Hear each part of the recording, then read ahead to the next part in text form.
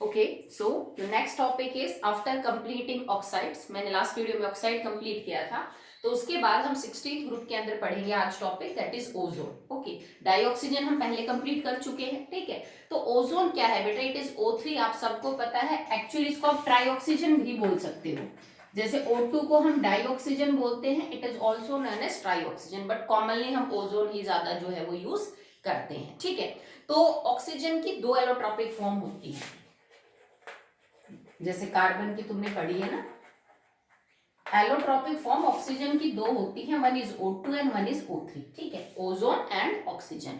Oxygen तो हमारे atmosphere के अंदर मिलती है यूजुअली, हर आपको जगह ऑक्सीजन मिल जाएगी। जैसे जैसे आप ऊपर जाते हो अबव द सी सरफेस तो कम हो जाती है, पर मिलेगी, ठीक है। बट जो O3 है वो खाली स्ट्रेटोस्फीयर रीजन के अंदर ही पाई जाती है, आप सब जानते हैं इस चीज को, ये नई नहीं है, ठीक है। Stratosphere region of atmosphere contains ozone, ये आपको नीचे की तरफ नहीं मिलेगी। लगभग 20 किलोमीटर ऊपर, अबाउ 20 किलोमीटर फ्रॉम सी शोर लगा लीजिए, सी लेवल लगा लीजिए, ठीक है। समुद्र के लेवल से जो 20 किलोमीटर ऊपर की तरफ जो आपका लेयर है दैट इज स्ट्रेटोस्फीयर, वहां पे आपको ओजोन देखने को मिल सकती है। उधर मॉलिक्यूल मिलेंगे, नीचे की तरफ नहीं मिलते हैं, ठीक है। अगर तुमसे कोई पूछे एक्चुअली में ओजोन आई कहां से, वहां पे नीचे नहीं है ऊपर कैसे है, तो देखो बेटा ऑक्सीजन तो है ना ऊपर, स्ट्रेटोस्फीयर में भी है, थर्मोस्फीयर में भी है, ठीक है। तो होता क्या है कि जो ऑक्सीजन का मॉलिक्यूल है ना, उसके ऊपर जब यूवी रेज गिरेंगी, ultra violet radiation that come from the sun, ठीक है, सूरज से आती हैं, सूरज से इंफ्रारेड रेडिएशन भी आती है, विजिबल भी है, बाकी रेडिएशन भी आती है। तुमने इलेक्ट्रोमैग्नेटिक स्पेक्ट्रम पढ़ा 11th में, याद है, कॉस्मिक से लेके और रेडियो वेव्स तक। तो जब अल्ट्रा वायलेट रेस गिरती हैं ऑक्सीजन के मॉलिक्यूल पे that is present in the atmosphere, तो 3 ऑक्सीजन के मॉलिक्यूल 2 ओजोन के मॉलिक्यूल में कन्वर्ट हो जाते हैं, ठीक है। और इन यूवी रेस की वेवलेंथ लगभग बेटा 220 से 290 नैनोमीटर के आसपास होती है। जब इस वेवलेंथ के रेडिएशन O2 मॉलिक्यूल पे गिरेंगे तो ये कन्वर्ट हो जाता है इनटू 2 ओजोन मॉलिक्यूल, ठीक है। और यहाँ पे ही आपको बिकॉज अब पूछ भी लेते हैं बेटा स्ट्रेटोस्फीयर में क्यों बनता है, नीचे क्यों नहीं है, क्योंकि यहाँ पे स्ट्रेटोस्फीयर में ही इतनी एनर्जी होती है, इतनी हाई रेडिएशंस होती हैं, जिनसे आप ऑक्सीजन के जो स्टेबल मॉलिक्यूल है उसको भी क्या कर सकते हो बेटा, तोड़ सकते हो, ठीक है। You all know about the ozone depletion,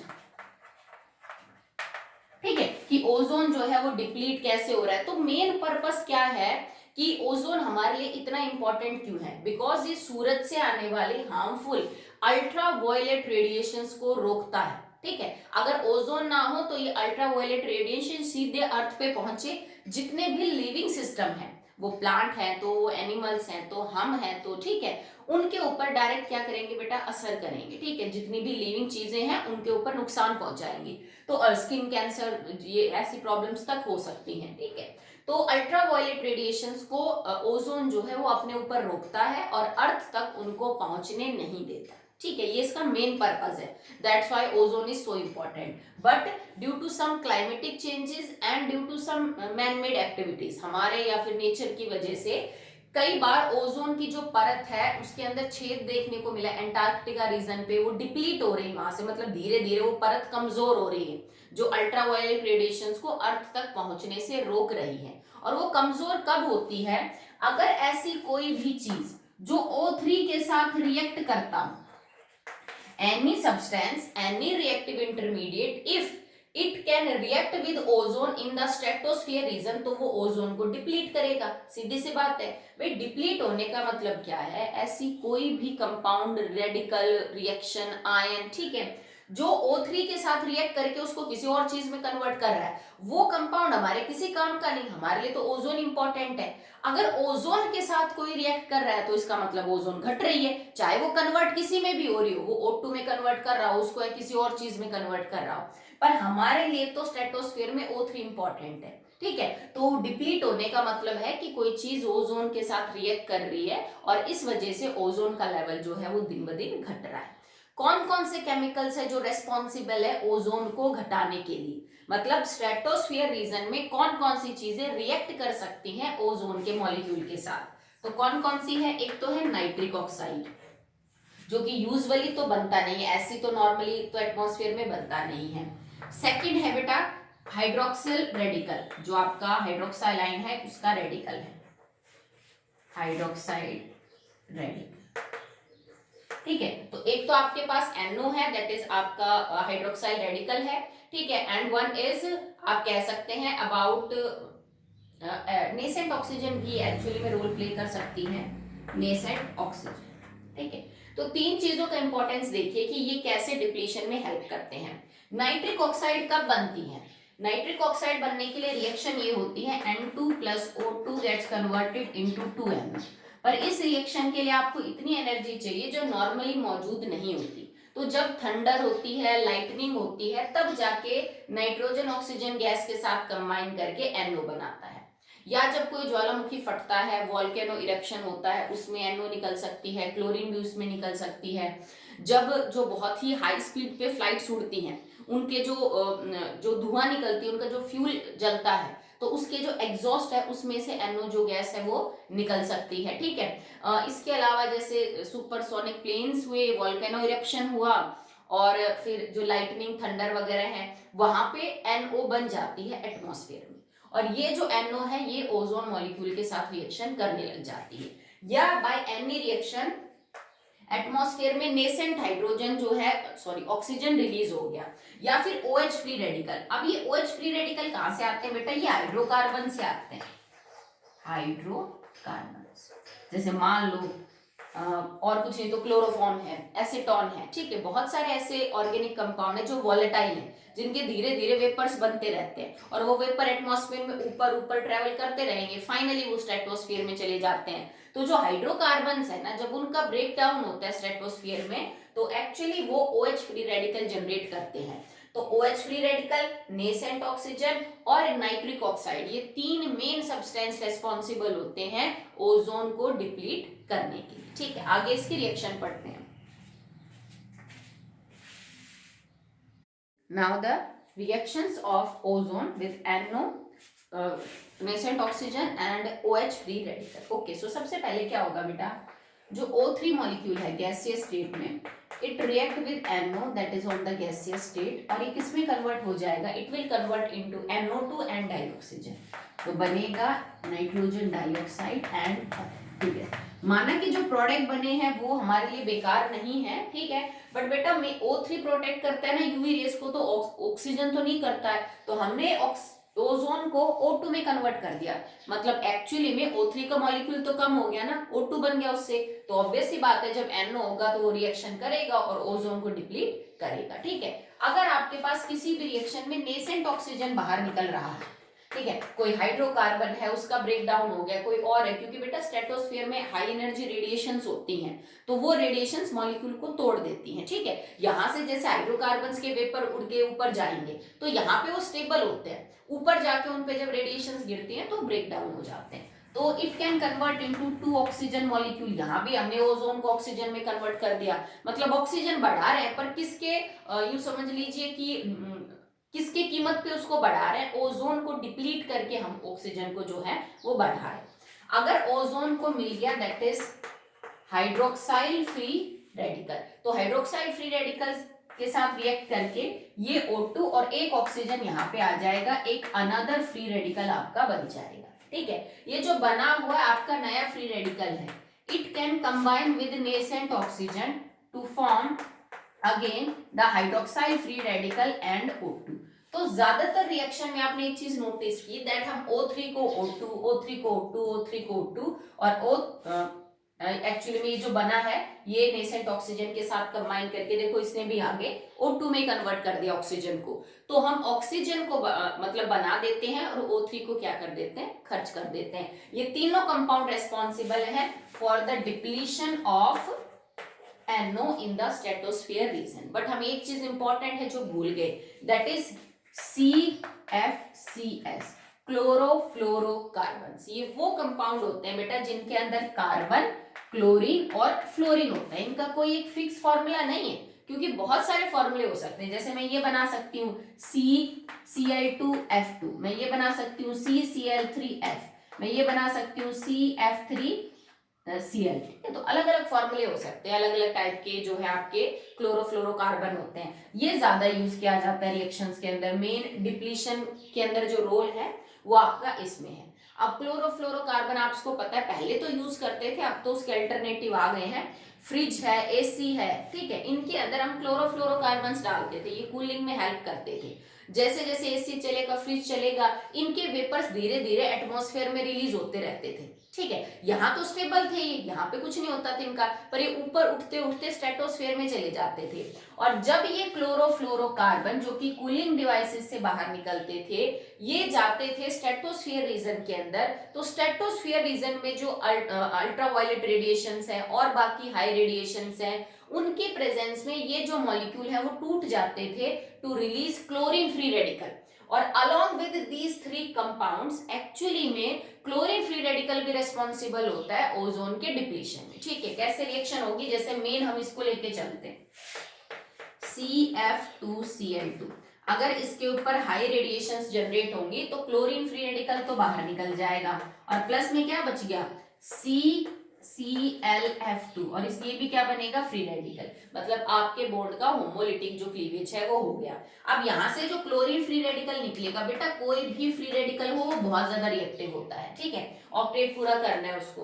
तो क्लोरीन फ्री रेडिकल जब O3 के साथ कंबाइन करेगा तो एक अनदर फ्री रेडिकल जनरेट करेगा, ClO फ्री रेडिकल, और इसको कर देगा O2 में कन्वर्ट। तो देखो O3 gets converted into again into O2, ठीक है। ये जो आपने ClO फ्री रेडिकल बनाया है, ये भी in the presence of light it can further decompose to give Cl free radical, and आपके पास बन जाएगा ऑक्सीजन फ्री रेडिकल, ठीक है। उसके बाद ये जो आपने बनाया है ClO फ्री रेडिकल, ये कुछ टूट जाएगा और कुछ ClO free radical can combine with O free radical जो आपने इधर से लिया है to convert into Cl free radical plus में ऑक्सीजन, ठीक है। तो यहाँ पे भी हमने फाइनली O3 को किसमें, O2 में कन्वर्ट किया है। यहाँ देखो इसमें दोबारा से Cl फ्री रेडिकल जो है वो जनरेट हो गया। तो अगर कोई क्लोरोफ्लोरोकार्बन डिकम्पोज होता है to give chlorine free radical, तो वो क्लोरीन फ्री रेडिकल ओजोन के साथ कंबाइन कर सकता है to convert ozone molecule into O2। और इन सब रिएक्शन से हम ओजोन का अमाउंट घटा रहे हैं स्ट्रेटोस्फियर में, जिस वजह से हम कहते हैं कि ओजोन डिप्लीट हो रहा है। मैंने पहले भी बोला, कोई भी चीज अगर ओजोन के साथ रिएक्शन करेगी वो उसको डिप्लीट करेगी, सीधी सी बात है, ठीक है। अब अगर आप बात करें क्लोरोफ्लोरोकार्बन्स की, तो इनका बहुत मतलब पहले ये बात पता चल गई थी that these are not safe for the environment, ozone को डिप्लीट करते हैं। तो पहले हम यूज करते थे इनको कूलिंग डिवाइसेस के अंदर, आज इनके अल्टरनेट यूज किए गए हैं, इनको हम बैन कर चुके हैं। एक्चुअली में बाहर की कंट्रीज तो काफी हद तक इनको बैन ही करते हैं, वो यूज नहीं करते इन कंपाउंड्स का, ठीक है। और उसके बाद इनके अल्टरनेटिव जो है वो डिस्कवर किए गए हैं कि भाई सेम काम कर सके पर उतने नुकसान ना पहुंचाते हो किसको, ओजोन को, ठीक है। So this is all about ozone depletion, how ozone is important to us, what are the factors that can deplete ozone. Okay, so next is preparation of ozone, ठीक है। अगर आपको बहुत बड़े लेवल पे बनाना है तो आप कैसे बनाएंगे ओजोन। तो ओजोन को बनाने का बेटा सिंपल सा मेथड यही है कि आप ऑक्सीजन से बना लीजिए उसको। ये तो वो रिएक्शन थी जो स्ट्रेटोस्फीयर में होती रहती है, हम स्ट्रेटोस्फीयर में थोड़ी ना जाएंगे बनाने के लिए, ठीक है। तो अगर आपको ऑक्सीजन से ओजोन बनानी है तो आप क्या मेथड यूज करेंगे।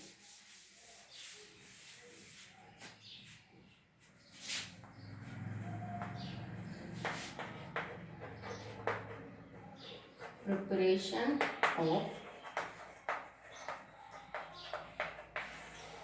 ओजोन, ठीक है। तो ओजोन को प्रिपेयर करने के लिए जो एक्चुअली में हम एपरेटर्स यूज करते हैं उसको ओजोनाइजर बोलते हैं, इट इज ओजोनाइजर, ठीक, मतलब जिसके अंदर आप O2 को लेके उसको साइलेंट इलेक्ट्रिक डिस्चार्ज दोगे और तब जाके वो किस में कन्वर्ट होगा, O3 में। तो करना क्या होता है, आपके पास एक एपरेटस होता है जिसके अंदर आपने ओजोन रखी और ऑक्सीजन रखी और आप उसको साइलेंट इलेक्ट्रिक डिस्चार्ज दोगे। O2 3 molecules, reversible reaction, silent electric discharge, मतलब इलेक्ट्रिक करंट देंगे in the silent mode it will convert into 2O3। Silent इसलिए दिया जाता है बिकॉज अगर आप यहाँ पे साउंड लेंगे तो that have high energy, okay, so उस एनर्जी से आपका जो O3 का मॉलिक्यूल है वो डिकम्पोज हो सकता है, इस वजह से आप इसमें साइलेंट जो है इलेक्ट्रिक डिस्चार्ज वो आप देंगे, ठीक है। इस रिएक्शन के अंदर अगर आप देखें तो जो डेल एच की वैल्यू है 298 केल्विन पे, that is 142 kilo joule per mole. Del H is 142 kilo joule per mole. इसका क्या मतलब हुआ कि अगर आपको ऑक्सीजन से O3 के अंदर कन्वर्ट करना है, O2 को आप O3 में कन्वर्ट कर रहे हो, सिंपल इसको यूं समझो, O3 से O2 से O3 में कन्वर्ट हो रहा है, आपको एनर्जी देनी पड़ रही है, सप्लाई करनी पड़ रही है। इसका मतलब O2 से ज्यादा एनर्जी O3 की है, समझ गए आप, क्योंकि इसमें कुछ एनर्जी जी तभी तो ये बना। अगर O3 की एनर्जी ज्यादा है और O2 की एनर्जी कम है तो स्टेबल ज्यादा कौन है बेटा? O2। ज्यादा स्टेबल कौन है? O2। और कम स्टेबल कौन है? That is O3। तो आप इस रिएक्शन को देखो, मैंने रिवर्सिबल लिखा है, इसका मतलब अगर आप O2 को साइलेंट इलेक्ट्रिक डिस्चार्ज देंगे तो वो कन्वर्ट हो जाएगा इनटू O3 में और एनर्जी जो है एब्सॉर्ब करेगा in the form of silent electric discharge. But अगर आप O3 से O2 को कन्वर्ट कर रहे हैं तो एनर्जी बाहर निकलेगी, भाई जितनी एब्सॉर्ब कर रहे हो उतनी बाहर निकल जाएगी। अगर मैं 2O3 को कन्वर्ट करूं 3O2 में तो -142 किलो जूल पर मोल हो जाएगा, नो प्रॉब्लम। तो अगर इससे इसको बनाने में एनर्जी बाहर जा रही है तो मतलब O3 की एनर्जी ज्यादा और O2 की एनर्जी कम है। अगर O2 की एनर्जी कम है तो इसका मतलब O2 is much more stable as compare to O3। O3 से ज्यादा स्टेबल होता है जो आपका ऑक्सीजन का मॉलिक्यूल होता है वो। इसका प्रूफ इस रिएक्शन का एक्सोथर्मिक होना है। O3 से O2 का बनना इज एन एक्सोथर्मिक प्रोसेस। सही सी बात है, तभी तो आपका ऑक्सीजन जो है वो क्या हो रहा है बेटा? ज्यादा स्टेबल, ठीक। After all this process, the ozone that come out from the ozonizer is known as ozonide oxygen। ठीक है, इतना सब करने के बाद जो ऑक्सीजन से बाहर निकल के आएगी आपकी ओजोन, उसको हम ओजोनाइड ऑक्सीजन बोलेंगे। और एक नॉर्मल ओजोनाइजर के अंदर खाली जितनी भी O2 आपने ली है उसका सिर्फ 10% ही कन्वर्ट होता है इनटू O3। मतलब ये नहीं है कि आपने 100 मॉलिक्यूल लिए O2 के तो 100 के 100 कन्वर्ट हो जाएंगे O3 में, जितने भी मॉलिक्यूल बन रहे हैं, ऐसा नहीं होता। जितना आपने ऑक्सीजन लिया है उसका खाली 10% ही कन्वर्ट हो पाता है O3 के अंदर, because O2 is much more stable then O3। तो जब आप लेस स्टेबल को मोर स्टेबल ना मोर को लेस में कन्वर्ट करेंगे तो this process will not be an easy one, okay. Silent electric discharge का क्या रीजन है वो मैंने आपको बता दिया है। Silent electric discharge produces less energy, ठीक है, वो कम एनर्जी प्रोड्यूस करता है और हमें बहुत ज्यादा देखो एनर्जी तो देनी पड़ेगी तभी तो ये होगा, सिंपल सी बात है। ये इसमें कन्वर्ट तब होगा जब एनर्जी सप्लाई करनी पड़ेगी। पर अगर तुमने विदाउट साइलेंट इलेक्ट्रिक मतलब विद साउंड दिया तो ज्यादा एनर्जी दे रहे हो आप, इसका मतलब, और उतनी एनर्जी O3 को डिकम्पोज कर सकती है into O2 and accent oxygen, ठीक है। तो बना हुआ प्रोडक्ट डिकम्पोज ना हो जाए इसलिए हम साइलेंट देते हैं इलेक्ट्रिक डिस्चार्ज, जिसमें हीट कम प्रोड्यूस होती है, ठीक है। और उस कम हीट के साथ खाली एक रिएक्शन हो पाएगी, O3 टूटेगा नहीं, ठीक है।